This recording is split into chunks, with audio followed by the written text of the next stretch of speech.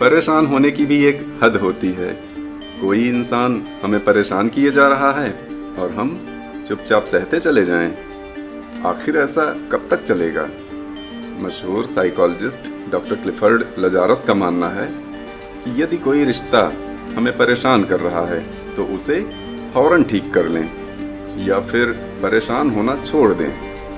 अक्सर हमारे साथ ऐसा होता है कि या तो हम किसी को परेशान कर रहे होते हैं या फिर कोई हमें परेशान कर रहा होता है। चाहे हम परेशान हो रहे हों या हम किसी को परेशान कर रहे हों, हमें उस परेशानी की वजह समझ में आनी ही चाहिए। कुछ भी हो, हम लगातार परेशान नहीं रह सकते हैं। हमें उस परेशानी से बाहर निकलना ही होगा। जब हम परेशानी की वजह पता कर लेते हैं तो हमारी आधी समस्या तो अपने आप ही दूर हो जाती है। अक्सर हमारी परेशानी दूर न होने की भी एक वजह होती है।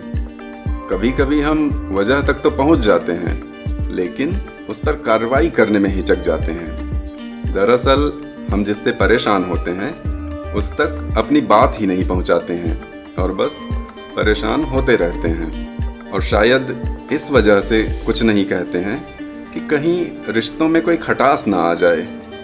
लेकिन अगर हम अपनी बात कहेंगे नहीं तो वैसे भी रिश्तों में दिक्कत आना निश्चित ही है, क्योंकि हमारे मन में क्या चल रहा है सामने वाले को इस बात का अंदाज़ा भी नहीं होगा।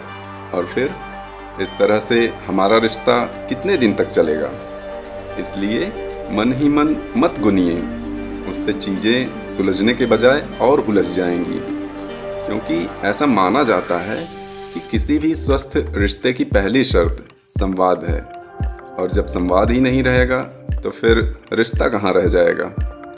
रिश्ता चाहे जैसा भी हो, निजी हो या कामकाजी, संवाद की कमी से कभी कोई दिक्कत नहीं आनी चाहिए।